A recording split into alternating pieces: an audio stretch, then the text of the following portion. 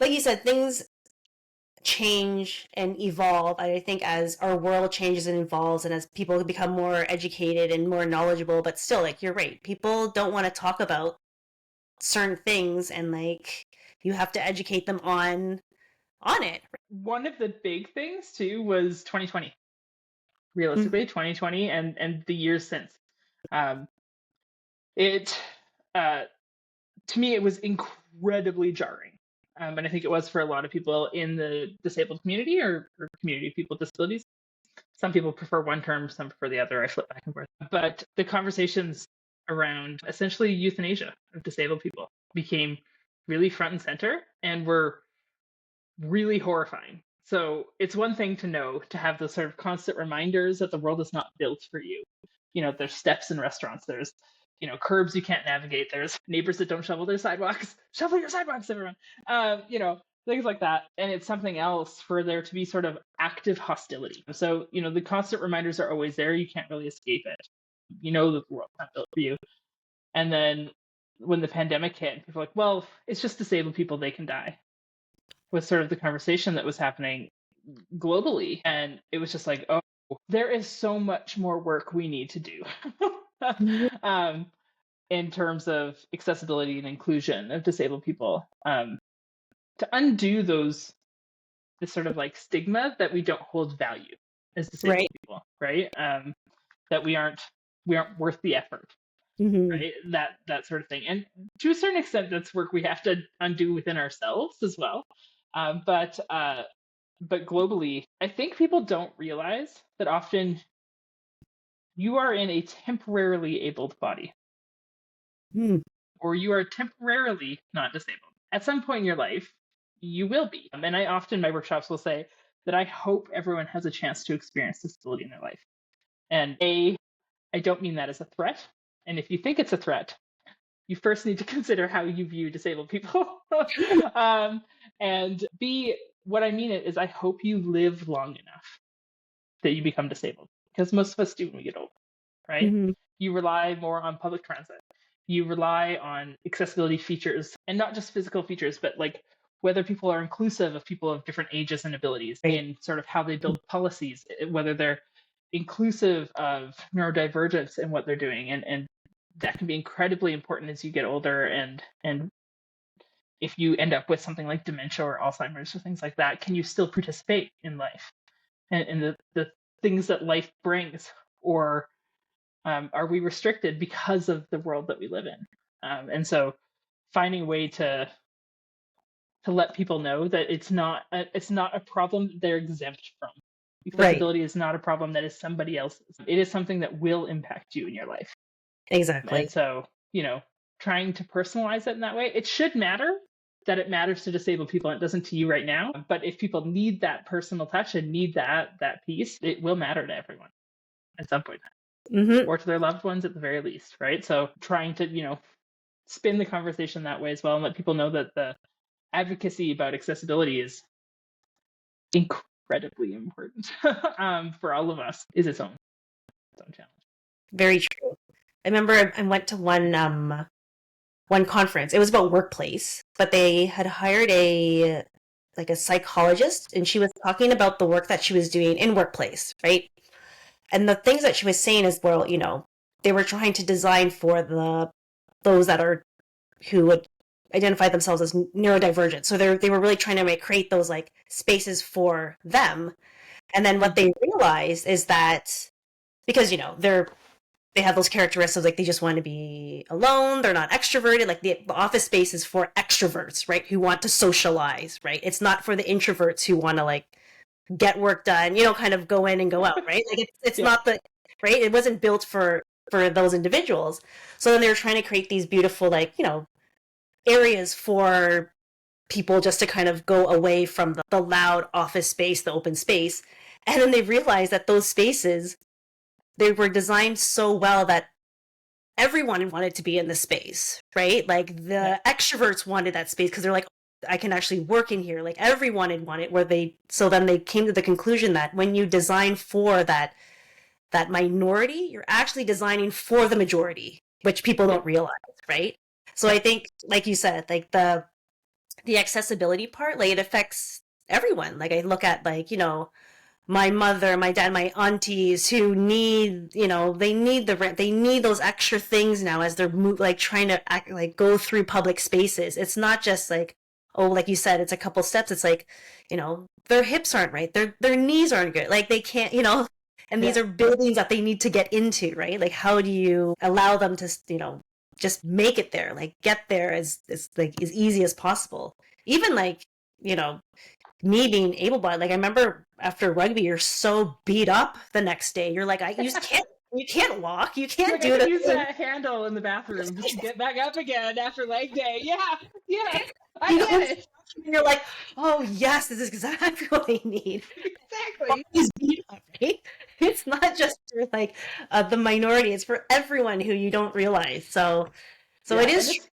it becomes too like it sort of breeds its own innovation as well Yes. when we start. It's called like universal design, and often we talk about like the curb cut effect, because curb cuts again were put in place in public spaces for wheelchair users. But if you have strollers, if you have a bike, if you have you're pulling a toboggan, we live in Canada, things like that, the curb cuts become really important, right? Yes. But now as well as we live a lot of our lives online, we're even doing this across the country, it becomes important as well. Like captions were first for those who were hard of hearing or deaf, and now you see more and more people just watching things without the sound on, because we're in public spaces without headphones, or you just don't want the excess sound, and so you end up reading the captions instead of turning on the sound. And those are getting better as we learn to recognize more variety of voices, and auto captions can become a thing. But yeah, there's any number of features that you come across in everyday life, be it online or otherwise, that are important for everyone. Mm-hmm. So like one of my favorite examples too is alt text. So I do a lot about online accessibility as well. Well, we hit on a tangent for Christine. But it in images, any images online, there should be alt text included, and that's for screen Oh. readers. So anyone who can't participate visually, be it blind or low vision, it would read out a description of the image, instead of just saying like image 009, right? Because that doesn't help somebody who can't see the picture, right? But the thing is that it will also show up if you're in a low bandwidth situation. So I know, again, here in Canada, a lot of folks live in areas that don't have good internet coverage. Mm-hmm. We're a big country, and so having something that pops up that gives you a description of an image instead of having to download an image, is really, really helpful. Again, thanks to accessibility stuff. Yeah. Right? So it's really helpful for people in a variety of situations, not just those of us with disabilities. So we are really cool, and things should be invented for us.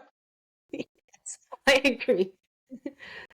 So then let's switch it a bit, because you're the first paraplegic to complete the like Nootka Trail, Nootka. which isn't accessible at all, really. Like I was looking up the trail. I'm like, Christine, there's bears here. There's like this is a real trail. Yeah. Did you do? We flew in by a float plane, which is its own thing. Like it, yeah. So again, if we're just rewinding time for a hot second, that was also in 2010. I had a lot of drive, 2010, 2011. Love it. But yeah, at the time, I really wanted to get back to outdoorsy things. And I really liked hiking, things like that. Again, not necessarily good at it, but enjoyed it and wanted to find a way to get back at it. My sister's very involved in outdoors sports. She's going to kill me if I don't describe this right, and I'm not going to describe it right. But like her husband's a mountain guide. She lives in Canmore, Alberta. Like she lives in the mountains. They're mountain people. They do mountain things. I was really spoiled to have her sort of on my side when we were trying to figure out how to do these hikes and stuff. And at the time, I had really wanted to do the West Coast Trail, actually, which is a fairly well-known trail on the west coast of Vancouver Island. And it's, again, very backcountry-ish. I think it's a little less now. It's a pretty popular trail now, but it is still very wild. And so we thought, instead of jumping into that, because it's quite long, we'll do something shorter to start with. I don't even know how we ended up on the Nootka Trail, but we ended up picking the Nootka Trail. 7 kilometers or something. There's it's 37 kilometers, and it's on Nootka Island, which is off the west coast of Vancouver Island. And yeah, we had a whole team of us that went. We fundraised so that all of us could go. It was myself, my sister, my now brother-in-law. His job was to be the pack mule, which was to carry additional stuff because we had additional stuff because I'm disabled. We had we had a photographer who documented the trip. We had a trained nurse with us, which turned out to be very good. I did hurt myself. Probably more than once, but anyways, we had a group. We were prepared. The Coast Guard knew we were coming. We had a radio, so we could radio out to the Coast Guard because there is no service anywhere near that. So we had a satellite phone and a radio for the Coast Guard should anything happen. And yeah, flew in by float plane and then hiked. And none of it turned out how we thought it was going to. It was May, so West Coast in May, it's gonna rain the whole time, and it did rain the whole time. Okay. And I wasn't able to go as fast as I thought I would be able to. It was a lot more terrain. There was a lot of climbing over fallen logs and trees and through bogs and things like that. I crawled quite a bit of it, so scooching along on my butt. And we also had an off-road hand cycle that I could use, which broke first day. So I could either pedal or steer. I couldn't do both.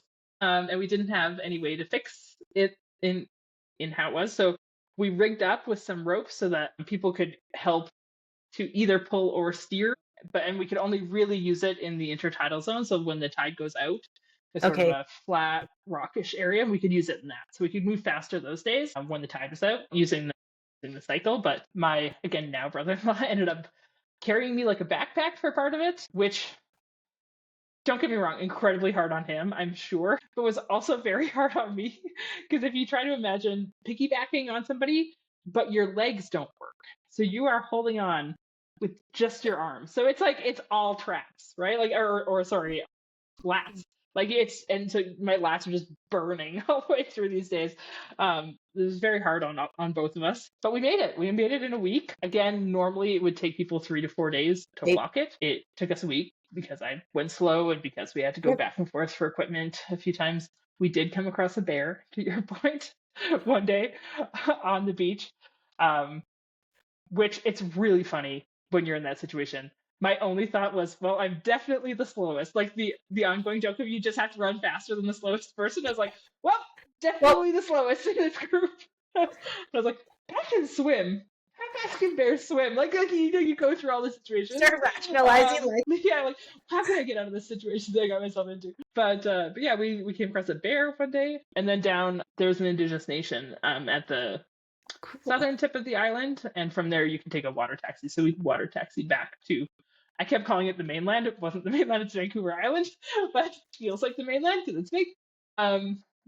We water taxied back to Vancouver Island. Oh. That was it. Yeah. Wild. It was really cool. It was beautiful. It was disgusting. It was all of the things, right? It was absolutely gorgeous. I can't count the number of times I go to scooch backwards and put my hand through slugs. When we finished, I very much did not want to turn my phone back on. After spending a week offline and having no way to reach people, it was I don't want the constant noise anymore. I was happy with it off, so it was quite nice. We never have actually gone out to do anything else. We had plans. Yeah, we had made plans and actually had mapped out a bike trip across Africa. I do mean the continent. It's from Cairo to Cape Town. Following the trail that they annually do a Tour de Afrique bike tour from Cairo to Cape Town, and we knew one of the people who had run the tour before, and so we were trying to figure out a way to do it that would take longer because hand cycling just isn't as fast as using your legs. They're not the muscles designed for those sorts of things, and it just didn't work out. So then, how do you think all of these, sports, nature, education have helped you in healing journey in terms of coming to terms with this new identity and evolving, I think giving myself permission to not hold still. was a big part of it. That realizing that it is a journey, not a destination, right? There is Yes. no end of it. There is no point at which you reach like, peak physical or mental health. There's just life, and life just keeps going. And so sort of, again, giving myself permission to keep going, to just continue on that journey and redefine it as I go, is, I think, what I take out of all of this, right? Like each one of those experiences has been very unique and but very special, not only to myself and in defining who I am, but to just seeing the world, discovering the world, finding not finding a place in it, because I'm not sure that there is a place in it so much as there is purpose in it, as we talked about. So just being more flexible in what I thought of as the world and the people in it, all of that. Mm-hmm. So I love that. giving myself permission to change. Yes. That's an important thing. Yeah. It's a good thing, because what do they say? Change is the one thing that's constant, right? Like it's the one thing that's going to keep changing. But I think a lot of us, and not to philosophize too much here, but I think a lot of us have this picture of adulthood of like it's going to be like this, and we try so hard to fit our lives into that, that we realize it doesn't have to be. Like we can change. You can be like, I may have always wanted to be this, and it's okay to be something else now, right? Yeah. I might have always been, this kind of person. I can change that. That's fine. Like life, it changes. It's fine. You can find new things. You can be into new things. You can discard something you've been doing for 20 years because it doesn't suit you anymore. You can change careers. You can reinvent yourself. Like it's just life. None of us get out alive anyway. Yes. Might still have fun along the way. Do weird stuff, but think about safety, because that's an important thing. That's the underlying theme. It's like, yes, do everything you can, but just as safely as possible. Try to be safe. Yeah. Don't stress out your family and friends. So is it anything that you would go back and tell yourself now? It's like the classic, like, it's gonna be okay conversation, I think, is an important thing. But I also think that's a conversation all of us would have with the younger sense of ourselves, right? Because it is hard to be young. I want this brain that has all of the wisdom I've gained in the last however long, and like that body that can function on 3 hours of sleep, right? Like not the non-disabled body. I'm cool with the disabled body. I want to be able to like have that much energy in my life still. But yeah, growing up is tough. So I think for all of us, going back to just be like, you know what, it's gonna be okay, and it's also going to be okay even when it's not okay, right? Like, because there's still times where it's genuinely not okay, right? Like life takes over, stuff happens. Last year I ended up complications of spinal cord injuries. I had 3 different surgeries last year, 4 different surgeries last year. wow. I had a carpal tunnel, just not uncommon, overuse of your hands and wrists, wheeling a wheelchair, / also being an athlete. Like none of this has helped me out, other than leading to a tremendous amount of drive and other things, but physically. So I had carpal tunnel surgery on both of my hands. I also had to have my gallbladder removed. Like there was like any number of things. And I remember around friends, I called it a year of self-care. And they told me I wasn't allowed to call it a year of self-care if other people were doing the caring for my body. So I ended up calling it my year of renovation, internal renovation, which feels fair. Like we did like rearrange the inside of my body. But again, it was realizing like, yeah, like it was realizing that, my body has changed, is changing, will continue to change. And that with that comes its own challenges, right? Like after you have any one of those surgeries, you're not allowed to lift a certain amount of weight afterwards. And as somebody who has to transfer themselves, I have to transfer myself, right? So that was the extent of the movement I was allowed to do, was just transferring myself. And as somebody who enjoys movement, who was once an athlete, it was a hard transition to like, okay, well, what does this mean for me then? Because I spent a lot of last year not really being allowed to move. And so for good reasons and safety reasons, I'm just gonna go back to that again. But yeah, and having to rely on other people as somebody who's stubbornly independent, relying on other people is its own challenge as well. So even when things aren't okay, like in that situation, I was like mentally not so okay, physically not so okay. Mhm. It's still fine. Like things are still good. It's still things are still good, and it's going to be okay. That's So it. conversations with younger me, I think it's the classic. Things will be okay. No, I love that. I think you're right. Cynicism. Even if you tell yourself, your yesterday self, you're still going to tell yourself yesterday, like, it's still going to be okay. Yeah, it's gonna be fine. Yeah, yeah, exactly. You're going to get through it. I think that's probably just my own anxiety speaking too. Is I always want to know it's going to be okay. Maybe I'm speaking to my own mental state more than anything, but yeah, having that "it's going to be okay" conversation, I think is an important thing. So I yeah, love that. So then, what's next for, you know, the most ambitious and driven Christine? What's next? what's next? Good question. I have no idea. I never know. I just go with the flow. What happens, happens. I would love to say that I do all of this with like intention. I don't. I just say yes to things and see what comes up. This year again, so like last year, internal renovation. This year, spent a lot of time traveling and doing that sort of thing. Continuing again with the consulting piece, just trying to make the world a more accessible place for us all to live in. Slowly but Mhm. surely, getting there. But yeah, so I don't really know what's next. Just hanging out, doing fun things, participating in again whatever comes my way. Finding new ways to be active, finding new ways to enjoy things.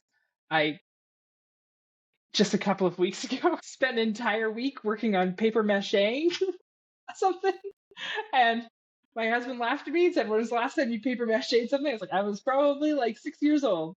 So, But realistically, it was so fun.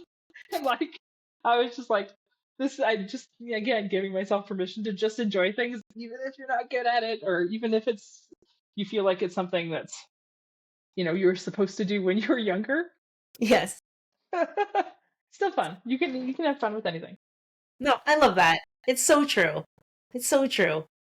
Well, I think that's the end of our chat. I mean, I feel we could just keep talking forever, but Probably, yeah. I'm sorry. I think I talked your ear off, and I think I took several honestly, tangents in all of your questions. I'm sorry. I loved all of it because I think what was so easy is that, like, you're a natural, like, storyteller, right? So you can tell the stories. Your perspective is I often forget what the question was at the beginning. That's where I tend to be like, "No, what was the question? How was I looping this back around to it?" So it takes me a second to like, woo. But I appreciate that. Thank you. so that's my job, is to kind of keep us on trackish. Ish. Yeah. I apologize. I don't mean to take us so far up. Oh, no, it's good. I think people, like you said, I came in with, like, really no expectations. I wanted to just, like, go a little bit more deeper than we had when our first conversation, about more about you, and about what makes you tick, how things, because like, for me as an individual, like, I told a friend, I was like, yeah, I'm gonna interview, like, a freaking world champion. She's like, what? I'm like, yeah. She's like, that's wicked. I'm like, I know. Like, I want to know the story. And the story is like, I don't know, I stumbled into it, which is like So not a great story. I just said yes.